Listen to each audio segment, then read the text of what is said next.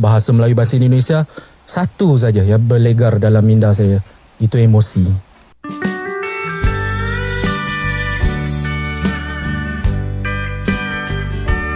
Assalamualaikum warahmatullahi wabarakatuh. Halo guys, jumpa lagi di channel ini dan gimana nih kabarnya? Oke, buat teman-teman yang klik video ini, seperti biasanya saya harapkan mudah-mudahan teman-teman masih dalam kondisi sehat walafiat dan jangan lupa dukung channel ini dengan cara like juga subscribe. Oke guys, kali ini saya mau reaksi beberapa cuplikan video. Ada orang Malaysia yang emosi ketika orang Indonesia membandingkan bahasa Indonesia dengan bahasa Melayu di Malaysia. Oke, seperti apa videonya? Sebelum kita berkomentar, kita akan lihat dulu. Bahasa Melayu, bahasa Indonesia, satu saja yang berlegar dalam minda saya, itu emosi. Sebab banyak perbincangan antara bahasa Melayu dengan bahasa Indonesia ni hanya berlegar emosi. Okey. Kerana kita ni sudah dihadkan dengan batas bangsa, negara bangsa. Bahasa Indonesia itu pun adalah atas faktor politik bahasa Indonesia yang berindukkan bahasa Melayu. Alright. Tapi sekarang ini mereka sudah tidak mahu lagi digelar ataupun disama dudukkan dengan bahasa Melayu. Walaupun mereka sedar dan mereka akui bahasa Indonesia tu induknya bahasa Melayu, tetapi mereka kata kami sudah berlepas. Dia kata ada sebahagian sarjana yang mengambil contoh apa tau, bahasa Melayu, bahasa Indonesia ni umpama macam mana? Bahasa Hindi, bahasa Urdu. Okey. Adakah Pakistan dengan Indonesia yang berbahasa Urdu dengan Hindi ni tak boleh faham sama sendiri? Boleh. Boleh faham. Tapi mereka tetap memanggil bahasa mereka, ini bahasa Urdu, ini bahasa Hindi. Walhal sama aja dia punya Sama, ruwet dia kalau sama aja. berbual, Ya. faham. Sama Dia aja. faham. Ya. Siapa yang cakap macam ni? Itu, ya. Yang cakap macam ni adalah salah Malaysia seorang tokoh menggunakan sarjana bahasa sebutan Indonesia, bahasa namanya Malaysia. Mendiang Harimurti Krida Laksana, salah seorang sarjana yang pernah menjadi penasihat kepada DBP juga. Kata beliau dalam bukunya masa-masa awal bahasa Indonesia, kata beliau, apa yang membedakan menurut beliau bahasa Melayu dengan bahasa Indonesia? Pertama, kata beliau, sikap. Orang Indonesia punya sikap yang mengatakan kami sudah berlepas. Kami memang datangnya dari bahasa Melayu ataupun bahasa Melayu formal, bahasa Melayu tinggi, bahasa Melayu Riau. Dipanggil bahasa Melayu Riau. Bertitik tolak dari situ, mereka nak berlepas. Jadi mereka nak sedikit meminimumkan unsur-unsur Melayu dan memasukkan kosakata daerah, bahasa Jawa, bahasa Sunda. Jadi dia dah jadi bahasa yang jadi lain berbeza. Menurut Harimurti Krida Laksana. Namun pada saya lah, namun hal yang patut kita tegaskan adalah tak ada seorang sarjana yang boleh kata bahasa Indonesia bukan berasal dari bahasa Melayu. Itu setuju. Ya, semua setuju kalau seperti itu. Dia marah. Keluar dah. Dia yang bekas tauliah tu. Ada maki-maki kan. Walaupun mati. Kau nak perbaharui boleh bagi. Jadi memang setiap sarjana bersetuju mengatakan bahasa Indonesia induknya bahasa Melayu, bahasa Melayu Malaysia induknya bahasa Melayu Brunei induknya bahasa Melayu. Cuma apa yang menjadi pergeseran ni? Menjadi pergeseran adalah bila mana kita sebut bahasa Melayu, orang Indonesia fahamnya bahasanya orang Malaysia. Satu, ada sebahagian lagi yang menganggap bila sebut bahasa Melayu, mereka akan anggap bahasa daerah, bahasa orang Lingga, bahasa orang Riau. Jadi dia macam sempit lah. Dia kira bila kita sebut bahasa Melayu tu, kita tak boleh nak rangkumkan sekali. Bahasa Indonesia kat situ, Brunei kat situ, Melayu. Karena di Malaysia nggak punya bahasa daerah. Indonesia tu lebih unggul lah. Tapi tak boleh nak salahkan mereka juga kerana mereka memang sudah mengembangkan bahasanya sendirilah. Itu salah satu fakta yang kita perlu terima. Dan satu lagi, bahasa Indonesia ini adalah bahasa yang memang distandarkan ataupun dibakukan dengan acuan bangsa sendiri. Ni Profesor Asmah sebut dalam Ensiklopedia Bahasa Melayu, sebut kata beliau, bahasa Indonesia ni variasi nasional bahasa Melayu. Dia bahasa Melayu, tapi kenapa panggil variasi nasional? Dia adalah kelainan bahasa tetapi distandard, dibakukan mengikut nasional masing-masing. Jadi beza ke tak bahasa ni? Secara permukaan beza lah. Kita kata begitu je lah, beza lah. Walaupun ada setengah sarjana bahasa Melayu mengatakan bahasa Indonesia tu asasnya bahasa Melayu lah. Dan dia menjemput kemarahan lah. Yalah, betul. Orang Indonesia akan menyerang lah. Akan kata bukan. Dan niat saya nak jelaskan saja, bukan untuk merendahkan bahasa Indonesia, cuma perspektif sarjana kita. Mtabrani namanya. Beliaulah yang waktu itu mendesak kepada Muhammad Yamin untuk menggunakan di dalam Sumpah Pemuda mencantumkan bahasa Indonesia. Oke. Waktu Gokil. draft awal itu tulisannya menjunjung bahasa persatuan bahasa Melayu. Dulu tuh itu waktu 1926. Tapi gara-gara si Tabrani ini dia bilang nggak bisa. Kalau kita nulisnya bahasa Melayu, kita tidak akan muncul sebagai sebuah bangsa. Gila Abu ya. Pengiring muncul. Gila, kalau gila.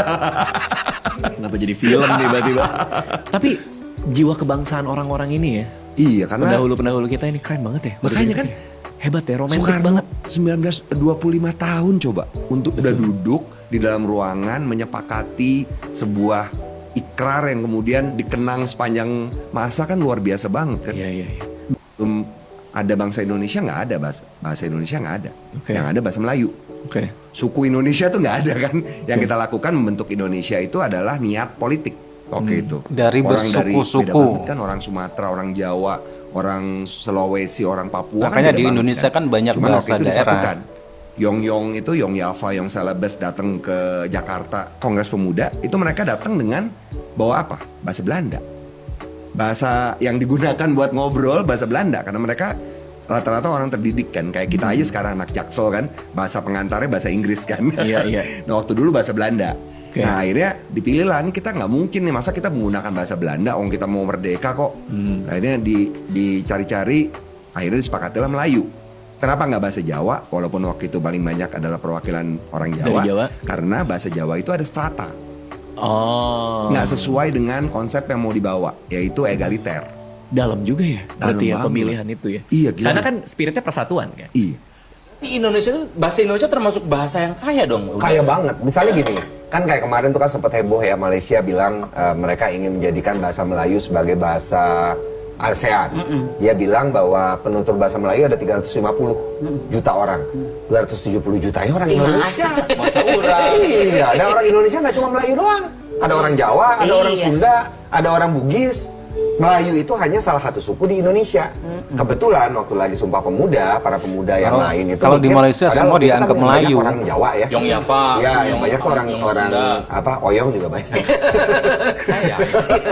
Oh iya gitu. Jadi gara-gara mereka berpikir bahwa walaupun banyak orang Jawa, mereka berpikir bahwa bahasa yang lebih gampang adalah bahasa Melayu. Jadi akhirnya diangkatlah. Tapi bukan berarti bahwa bahasa Indonesia itu total Melayu semua. Karena ada pengaruh dari berbagai bahasa lain. Betul, betul. Itu yang kemudian membuat kita berbeda dengan bahasa Melayu yang digunakan di Malaysia. Ini yang kurang dipahami oleh Profesor Secara Malaysia. rasminya bahasa Melayu. Bahasa Melayu. Itulah istilah yang digunakan pakai dalam perlembagaan persekutuan kita. Apabila kita sebut tentang bahasa kebangsaan kita, namanya ialah bahasa Melayu. Itu pada perkara 152 Perlembagaan Persekutuan. Bahasa Melayu adalah bahasa negara kita, berperanan sebagai bahasa kebangsaan dan juga bahasa rasmi. Istilah bahasa Malaysia ini datang kemudian sebagai Seharusnya satu di Malaysia cara untuk sebutannya itu bahasa mempertingkatkan Malaysia. perpaduan. Dan kita pinjam Seharusnya. dari Indonesia. Indonesia mengambil bahasa Melayu, mengangkat bahasa Melayu sebagai bahasa negara dengan memberi nama nasional bahasa Indonesia. Nah, bahasa Dan Indonesia. kita dapat lihat cara itu berjaya sekali. Rakyat Indonesia Beda dengan begitu Malaysia teruja yang masih dengan memakai bahasa sebutan negara bahasa mereka, Melayu nama gitu. Nasional bahasa Indonesia, dan mampu dah dengan nama itu rakyat Indonesia yang dari kelompok peribumi itu saja kan 1,500 suku itu dapat disatupadukan. Jadi kita fikir itu caranya. Maka selepas urusan kaum 13 Mei, kita memberi nama bahasa Melayu itu bahasa Malaysia. Tapi gagal. Tetapi kita tidak ada ubah dari segi perlembagaan. Undang-undang. Maknanya nama itu kita angkat untuk tujuan sosiopolitik sajalah. Untuk menjadi wadah yang kononnya lebih mesra lah kepada yang bukan Melayu, untuk mendakap bahasa Melayu itu sebagai bahasa negara mereka bangga. Tapi sayangnya dengan nama sedemikian kan, makna nama nasional lah bahasa Malaysia itu, penerimaannya pun tak seberapa lah. Maknanya ialah kalau waktu tu kita tanya orang bukan Melayu, pemimpin Cina dan sebagainya, mereka mengalu-alukan penamaan itu. Baguslah, ini bahasa kita semualah rakyat Malaysia. Dan sepatutnya nama bahasa Malaysia itu boleh mempertingkatkan kebanggaan terhadap bahasa Melayu itulah. Tetapi sayangnya, dia tinggal nama sajalah. Dari segi perundangan negara, tidak ada pun istilah bahasa Malaysia itu digunakan pakai. Dan dari segi sosial budaya pun, fitrah di mana-mana pun, bahasa itu diberi nama dengan mengambil nama kelompok bangsa itu yang menuturnya sebagai bahasa ibunda. Bahasa Jepun, bukan bahasa negara Jepun, bahasa orang Jepun. Kan? Walaupun kita kata bahasa Indonesia itu. Kalau dalam bahasa Inggeris, dia tak panggil Indonesia language, Indonesian. Bila ada Indonesian, tu orang lah. Dan kalau kita guna bahasa Malaysia, nama Inggerisnya Malaysian, bukan Malaysia language. Contoh bahasa Inggeris kan, dituturkan di Australia, dia tak bagi pun nama bahasa Australia kan, bahasa kelompok asal-usul di Inggeris. Bahasa Inggeris dituturkan di Kanada pun bukan bahasa Kanada, bahasa Inggeris.